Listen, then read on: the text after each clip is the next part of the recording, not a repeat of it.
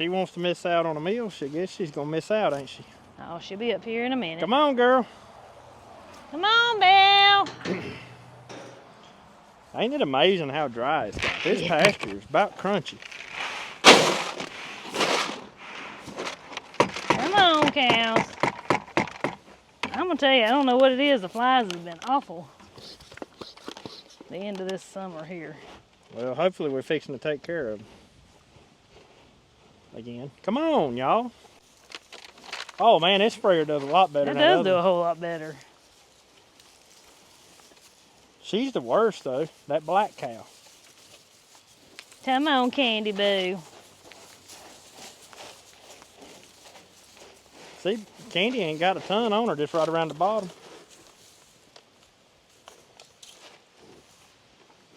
Let me get out of the way. Now, Belle's got plenty of them on her. Belle, you so silly. Come on.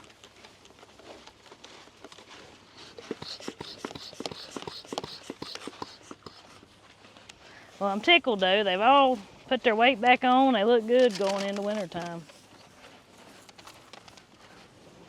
Yeah, they do.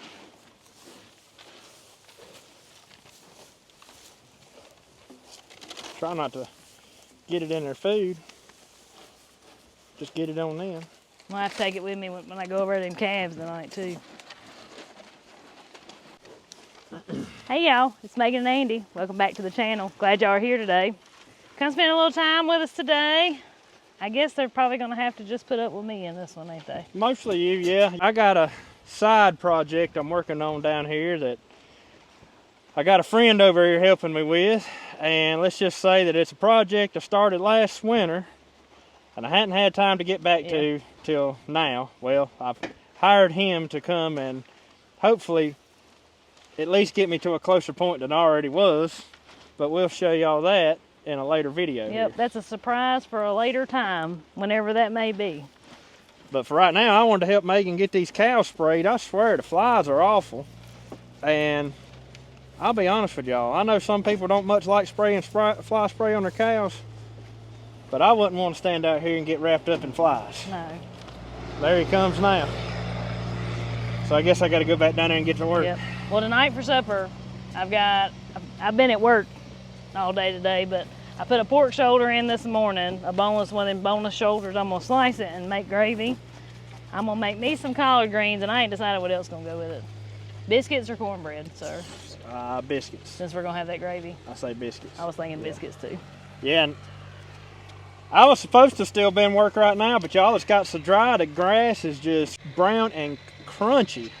But it's dry here. We need some rain bad. So we were able to finish up working early today because we run out of yards to mow. Yeah. It's one extreme of the other, ain't it? Yeah. And it just so happened that it worked out that he was able to come and get started on this today, and I told him, I said, well, you know, if it'll save me $1, That's right. I'll stand down here and help you with it. That's so, right. Anyways. The cows have enjoyed watching him. They have. Looks like the flies have already let up on them. Yeah. This is something we have to do on a routine basis, though. I mean, it ain't a one time and done. You know, they have to get sprayed Yeah, I don't know. at least once a week. Like that everywhere, but here, it don't matter what you do. You can put up the fly traps or whatever. They just... The flies are just bad. Well, I'm gonna go pick me some collard greens. All right. Well, don't work too hard. I'm gonna go down here and run a chainsaw. I'll holler at you when it's ready. All right.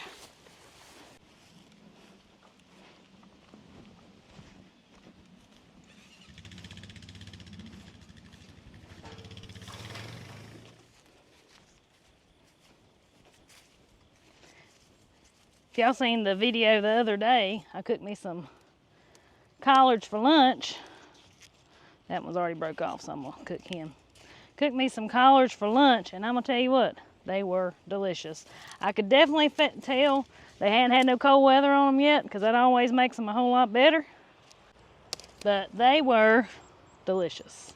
So, that right there should be enough for me a mess. I'm the only one that eats them, so this part I'll just be cooking for me. But I'm gonna walk back here where we've got our potatoes.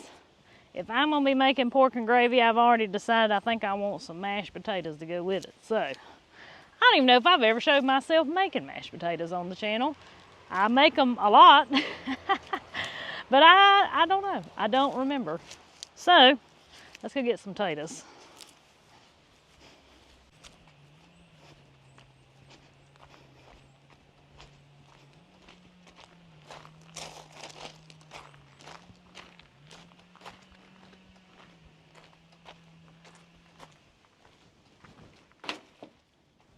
So we've got our potatoes back here in this dark corner is where we keep them until they're cured and until we got rid of what we wanted to get rid of.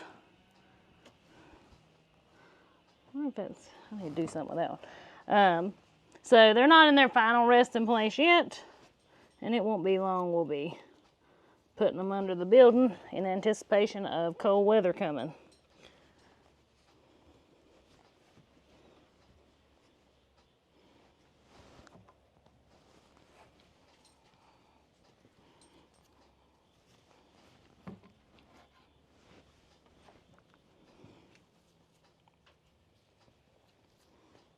That right there should probably be a plenty for mashed potatoes.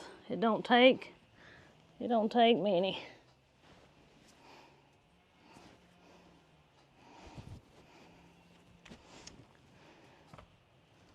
I got all these buckets around here and can't never remember to bring one with me.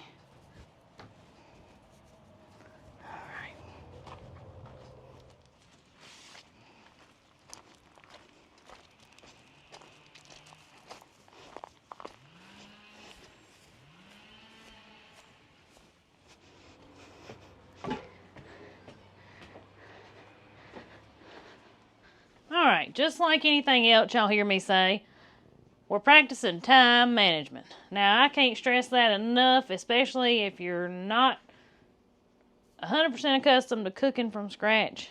Time management. So, you start with what's going to take you the longest, and then you go work your way down from there. So, of course, my meat usually takes the longest, but our crock pot saved us today from that. Next is going to be our collard greens. It's not going to hurt them to boil just about the whole time we're cooking. That's what we're going to do with them. So, I'm just going to get them rinsed off again. I've already rinsed them one time, but just to make sure I didn't miss any creepy crawlies.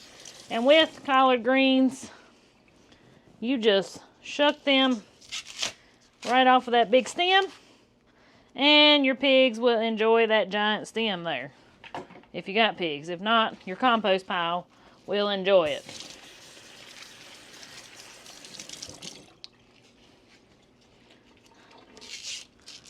I love collard greens. There ain't much to that one. But you don't want that big old stem in your greens.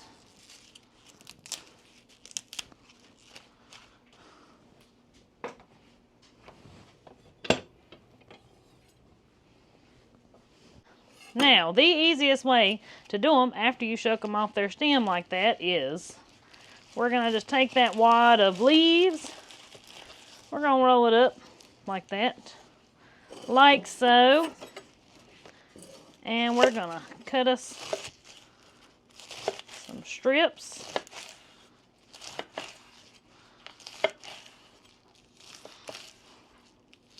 And y'all, these collard greens ain't like the collard greens from the store, I don't think. Now, I'm going to turn my wad of cut out leaves sideways and I'm going to cut them like that. And usually that's enough.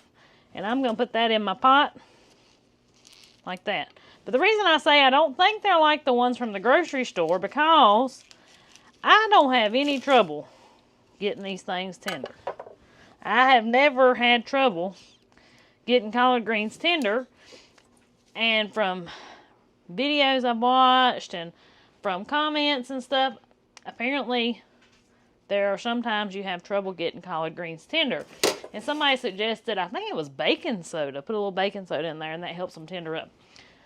Again, that's I've been blessed for that not to be a problem with mine. So now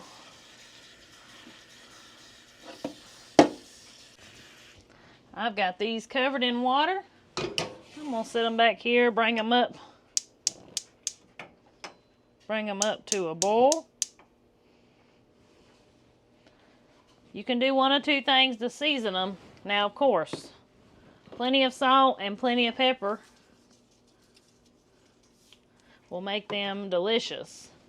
Add you either some fat back or some bacon grease. This is a chunk of hog jaw, so I just cut me a few little pieces off of that. Smell it, make sure it still smells fine, and it does. We cured that back in the wintertime. I'm going to put that in there with it while that simmers. Going to give us a great taste. Next thing on our list is going to be our potatoes, because those are also going to have to boil for a while. So I'm going to rinse them off. They ain't got to be perfect because I'm going to peel them. I know you don't have to peel them for mashed potatoes, but the children and Andy, they both like them peeled, and that's fine. I can eat them either way, but ain't no big deal to peel them. As long as I'm only peeling a few. Now, if I was peeling a bunch, I'd probably be complaining more than that, but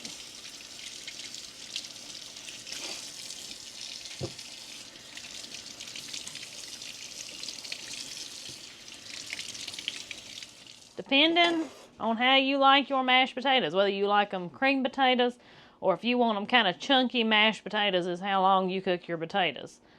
I'm going to cook mine for a good little while. I want them good and soft and easy to really get mashed up where I don't have a lot of chunks in them. First one I'm going to look at is this one that had these bad spots on it. If you remember when we got our potatoes up, we ran into this a lot and tried to pick through most of them. But the other half of that potato is fine. So, get that peeled.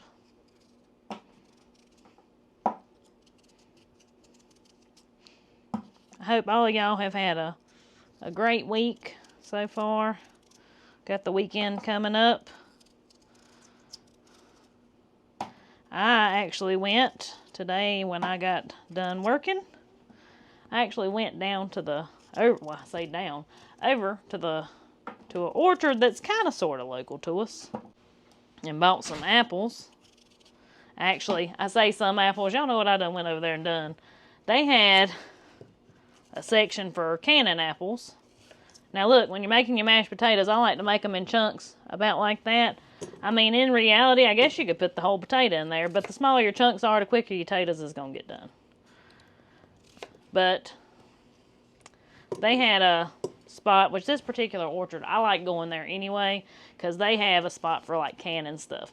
Canning apples, or when they have peaches in season, canning peaches. And they call them seconds. And not all orchards do that, at least that I've been to, but it never ever hurts to ask if the orchard you're dealing with has seconds. So, that's what I got today. I asked for apples for canning, which is their seconds, and I got carried away, and I bought 3 bushels of apples, because y'all know Bigfoot done come stole most of our apples down here, which we didn't have enough that I was going to have enough to can anyway.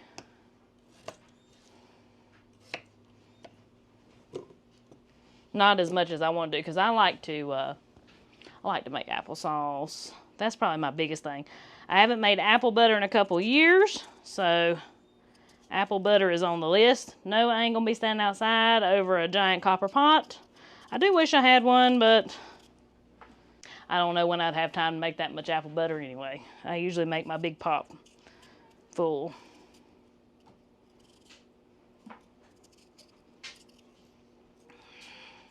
All right, they're all peeled, so I'm just going to cover them in some water.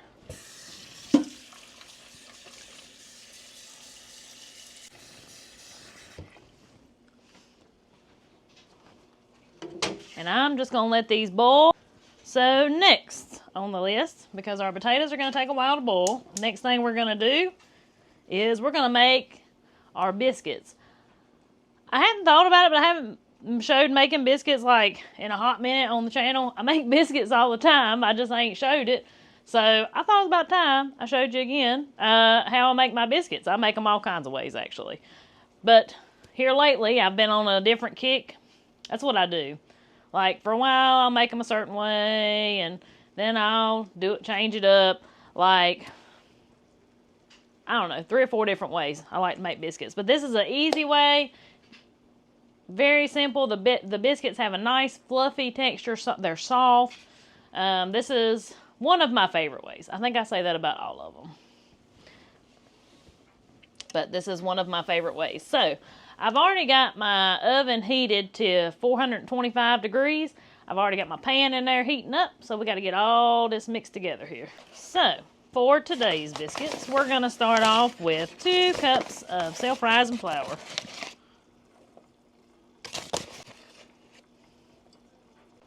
We're going to need around 3/4 a cup of milk. Yes, can you believe it? This is store-bought milk, my raw milk source right now, in between times. So because I don't have any cultured buttermilk, I'm just going to add in a little bit of vinegar to that milk there. I found this this particular recipe in one of these old cookbooks that I have, and I was like, I'm going to try that and just see, because that's what I like to do. And I really like the texture of these. Every kind of biscuit I make, there's a little something that I like about it, and that's why I'll go to that. Like my flat pan biscuits are probably my favorite to make because they're super easy and they're super good. And I'll show y'all that eventually, probably when it gets closer to winter times when I really start making those. But anyway, so teaspoon of baking soda, and now we need a tablespoon of sugar. Now, that sugar does not make these biscuits sweet. It helps the texture a little bit, is what it seems to me. Because I've put sugar in other recipes too, because I feel like it helps the texture of your biscuits.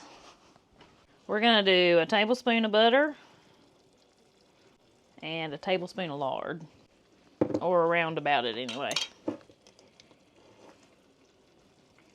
Alright, we've got all that worked in there. You can see here that grainy texture. That's what we're looking for. And I've got my milk poured in there now, so we're just going to slowly start getting that worked in there.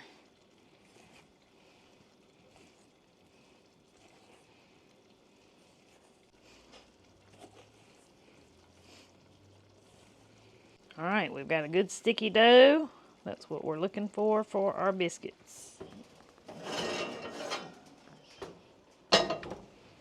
Now we're going to put us some butter in the bottom of our pan. We're just going to coat that really well. Just let that whole chunk melt on there. I get lots and lots of questions about my pan here. And funny enough, I got this as a Christmas present many years ago, like before me and Andy were ever married. And it is a Paula Deen hoe cake pan. Don't know if they still make them. Have no idea. But I don't use it for hoe cakes. I use it for biscuits. And it works good. So now for our biscuits, I'm just pinching off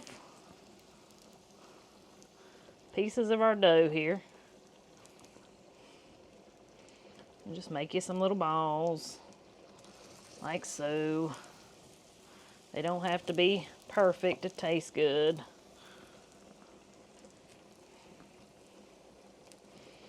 And occasionally, you know, I'll be feeling froggy, especially in the winter time. And I'll make cut out pretty biscuits and they'll be all fancy and pretty. But most of the time, it's either these or drop biscuits or them flat pan biscuits that I make. Just cause this is reality and it's a lot more cleanup when you roll them out. And a lot more work, a lot more time. I say a lot more, maybe not a lot more time. But anyways, just ain't my thing most of the time.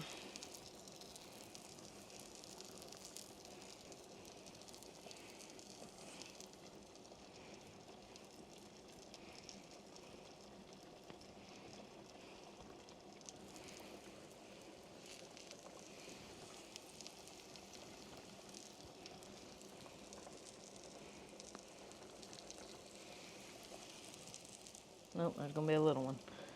Now, we're just going to go around, mash them down just a little bit.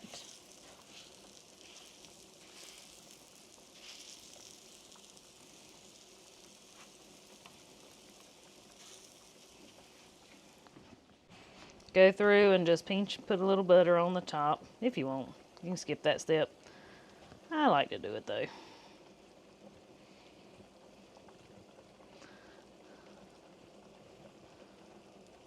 Or if I have some butter melted, I'll pour it on them. I've done it all kinds of ways. All right, we'll check on those in about 12 minutes and see how brown they are.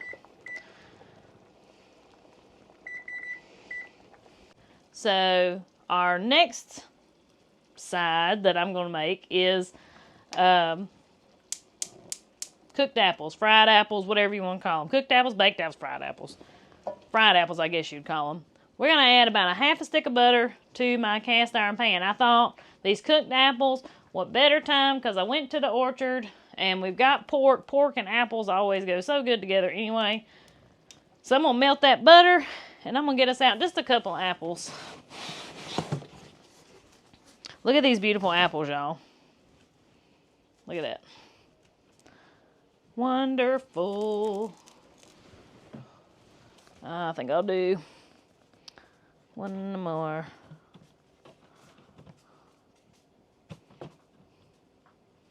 Let's do that one. It's got a couple bad spots on it. Now, if you don't know what seconds are, when I was talking about seconds earlier. So what seconds are apples that the public may not desire. So apples with a bad spot on it. Apples that are misshaped. Apples that are smaller than they want them to be. Like this one is not near the size as the rest of them. Y'all, it ain't nothing right there wrong with that apple. Okay? Seconds. Always the best. Now you see this one here has like an insect hole. So that was in the seconds. And you have to watch those because of course if they've got a hole in them, they're going to rot faster. But like these ones that are smaller than they should be, nah. Not a concern of mine. And like so this one has imperfections on the bottom. It's not a hole, it's not anything. It's like a rust spot. No big deal. Not to me anyway. I'm going to get these peeled and cut up and in my butter here. So over the next couple days, or probably the next couple weeks, I'm going to be working my way through these apples. And I would love to hear, if you want to share it, your favorite way to preserve apples. And if you want to, leave me a recipe. I'm always looking for things to try.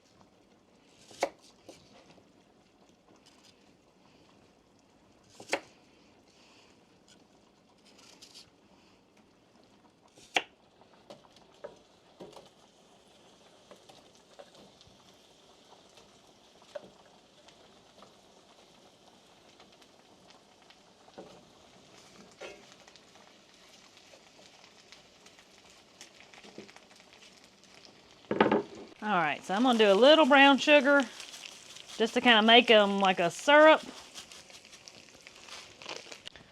A little salt.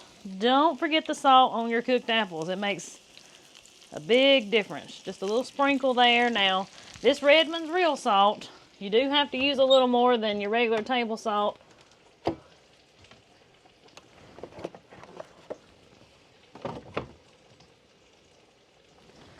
Because I know y'all see me sometimes, I say, golly, how much salt she gonna put on there.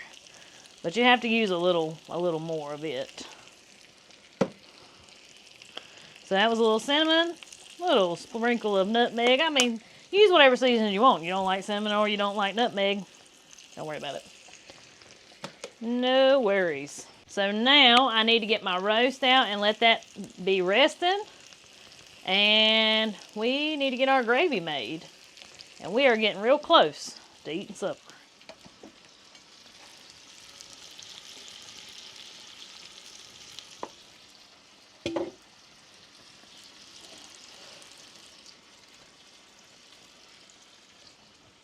So how I seasoned my boneless shoulder here. So this is a shoulder from our pigs last year.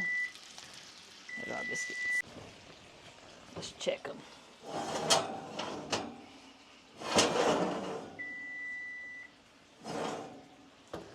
Let them go just a couple more minutes. So this is a boneless shoulder from one of our pigs last year. I took the time to go through a few of the shoulders and cut them in half and cut the bone out to have for days like today. They work perfect in the crock pot and they're so versatile. So that's what this is. I just seasoned it with some salt and pepper and put a little rosemary on top. Oh wow, it's falling apart. Whew, that's what I'm after. Boy, that looks good.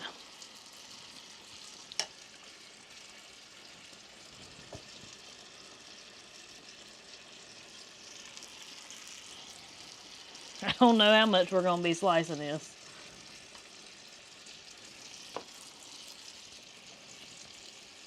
But most of our flavor for this is going to come through with our gravy. So I just did a very simple seasoning with this.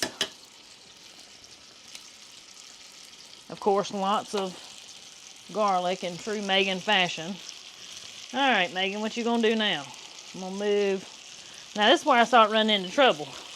I need a giant stove that's got like 10 eyes on it. All right, let me move this pan.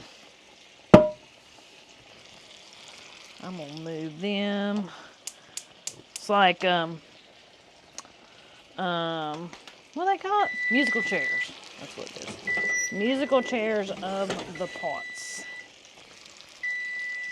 I know, I'm coming.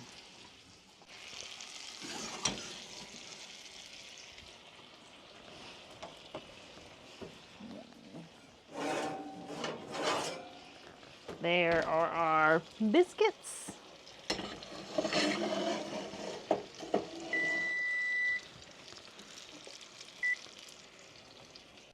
I'm going to take me some butter, and just while they're hot, there is no such thing as too much butter on biscuits.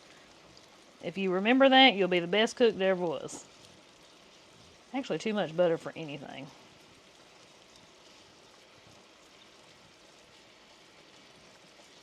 But putting that butter on there when they first come out kind of helps that top soften up just a little bit. And see, they're not perfect.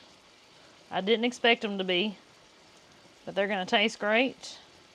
Once they cool off, I'm going to show y'all what one looks like on the inside. Because that's what matters, right? Just like people. What's on the inside? Biscuits are like people. What a motto. Okay.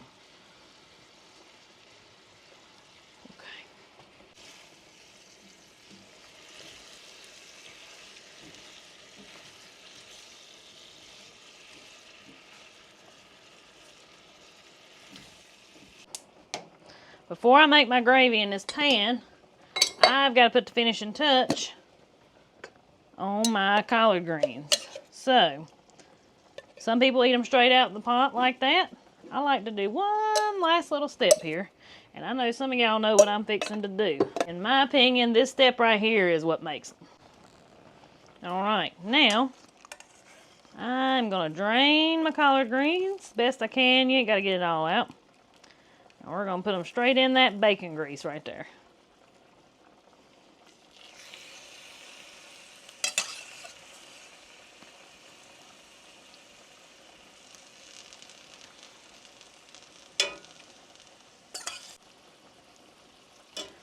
You want your heat cranked on up. Mine actually ain't quite as hot as I wanted it to be. But you want to hear these things start frying. I mean, you want to hear them start sizzling.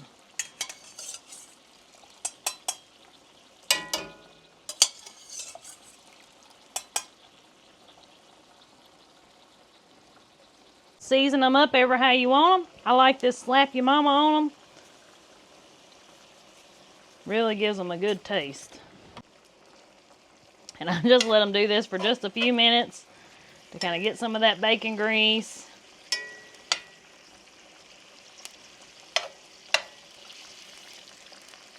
Now I'm going to tell you one thing. You ain't going to get no better eating than that right there.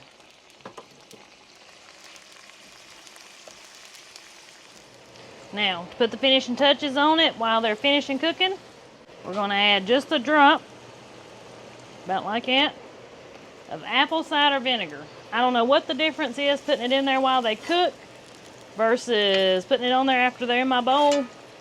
But it's like if I let them cook for a little bit with that in there, oh my goodness. It's so good. You might can't tell a difference, but for some reason, maybe it's in my mind, I feel like there's a difference. All right. So I've pretty much cooked the water out of these. What little bit of water was left in them.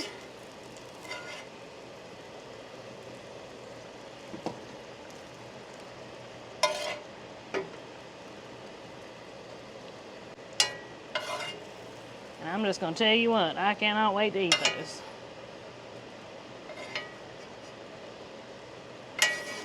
And now, I had some folks asking too about how I do turnip greens.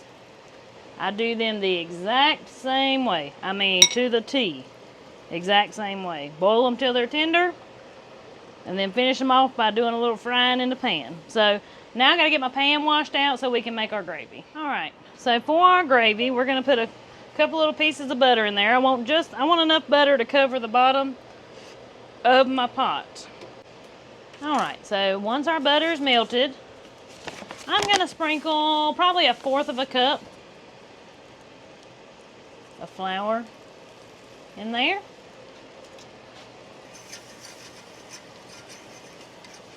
And I'm just going to kind of mix that around. Let it kind of thicken and work.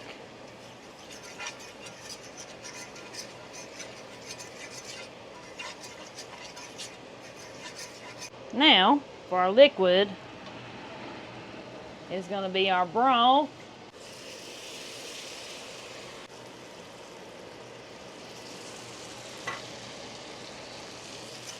This is going to make a really nice gravy.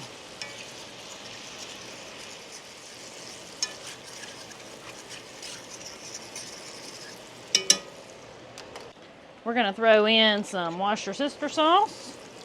That's really going to give it a nice flavor.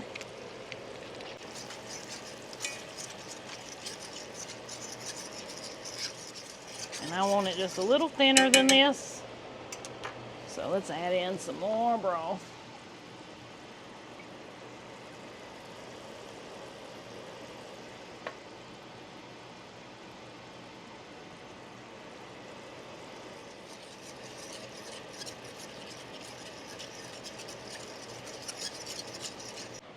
Now, I'm going to let this cook for a little bit. I am going to throw a little more salt in it.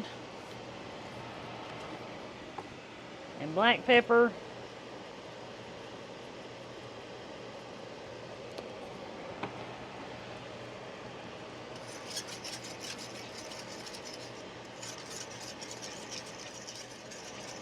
And I'm just going to let that simmer for a few minutes. While that's simmering, I have cooked most of the water out of my potatoes. So, time to start mashing them.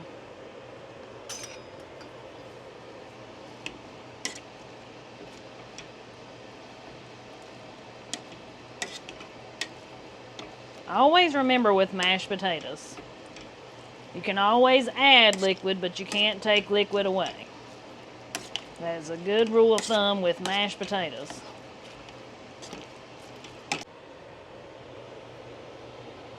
Potatoes need plenty of butter.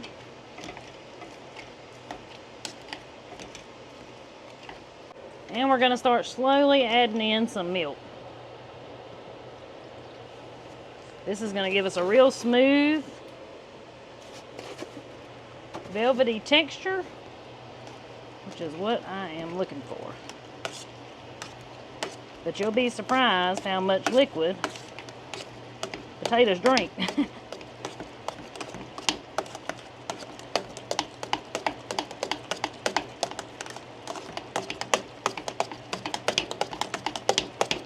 I like to kind of whip them like that.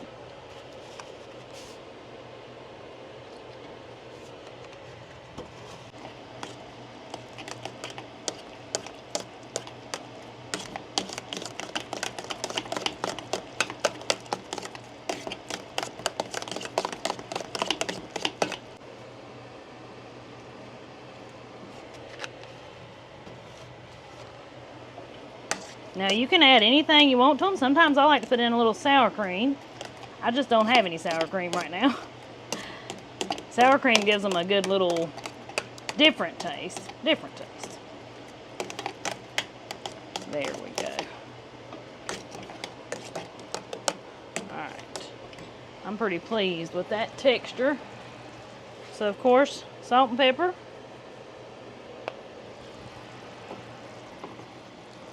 Plenty of salt in your mashed potatoes. If you feel like they're missing something, most of the time it's salt.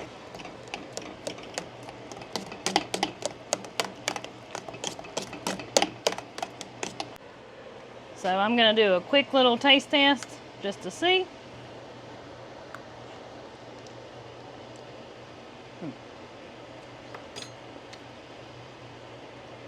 I'm one of those kind of people, y'all. Actually, they need a little more salt. I ain't met a tater yet that I don't like.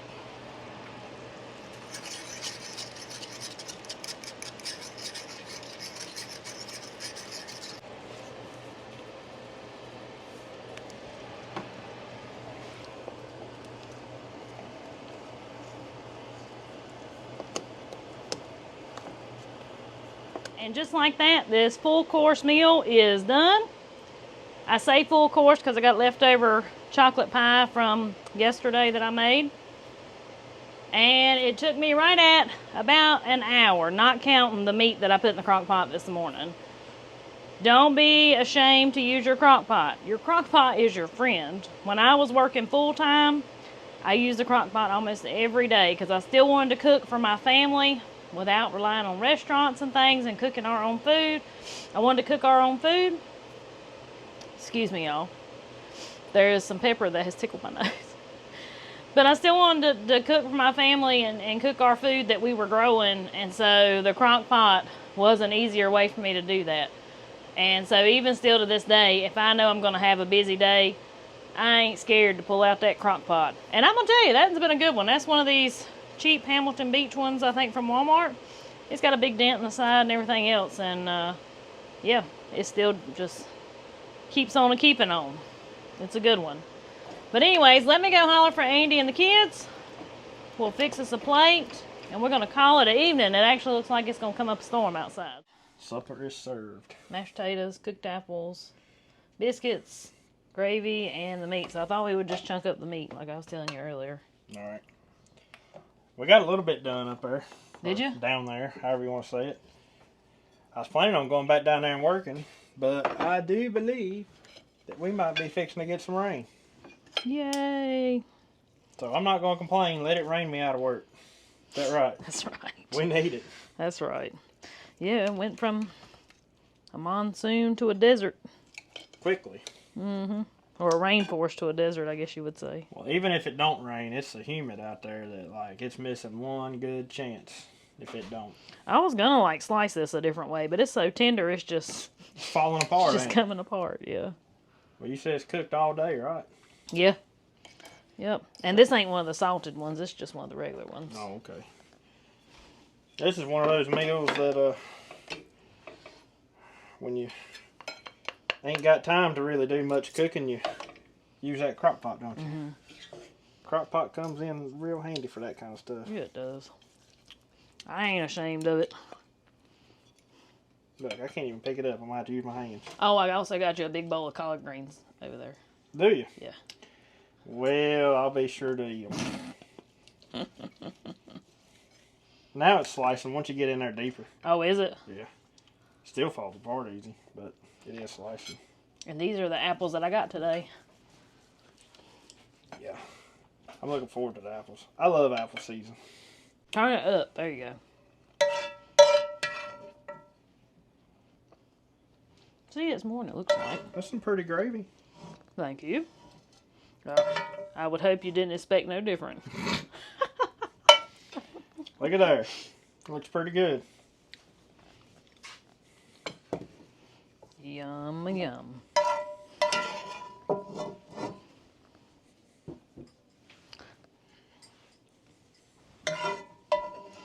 Oh, so they're pretty crunchy on the outside, but they're nice and soft. I mean, of course, I'm sure the video doesn't do it justice, but I love these particular biscuits. They're very good. They are good. I mean, I say that about all of them. So I guess, y'all, that's going to about wrap up today's video. But one more reminder is coming up, not this weekend, but next weekend on October the 4th. 10-4. Yeah, on 10-4 is the Foothills Farm Festival. We're really looking forward to that. Now, unlike the Petals from the Past event, Andy and I will actually be working, doing things at this event. But we will also have a tent set up. So yeah, like we'll be around. We'll be around. There. Yeah, but and a reminder also that it is a paid event. I think it's $10. I believe it's a person $10 to get in. But of course, check our website. I've got the flyer and the information on our website if you're interested in coming to the Foothills Farm Festival in Danbury, North Carolina. And we hope to see you there. Don't be scared to come up and say hello. But we will be at the field demonstrations. Yeah. I'll be down there picking corn like twice on that Saturday. So not the whole time. But as long as I ain't picking corn, we'll probably be hanging out in our tent. Yeah. But anyways, we'll be at the field demonstrations, which is across the road from the main event. You have to ride a hayride down there to get to it. You can walk. It's a good walk. Yes, a long ways. You know, if you're... But it's worth the hayride because not only just to see yours truly, but... there is things to see along the way, too. There is, but also that beautiful view that you have when you get over there. So. Yeah, so the hayride takes you up to the top of the hill. We won't be at the top of the hill, but the hayride itself takes you to the top of the hill, and it's a beautiful view from up there. But anyways, guys, I hope y'all really enjoyed today's video, spending some time with me in the kitchen. And we're praying that the rain comes on, and it does give us some rain this evening. Bring it on. Yeah, we like rainy evenings around here. It gives us a little chance to be lazy, don't it? Well, I'm going to tell you, if it wasn't going to be a rainy evening, I was going to be down there working till probably about dark this evening. I know. But anyways, guys, till we see y'all on the next one. Y'all have a good one. Have a good one.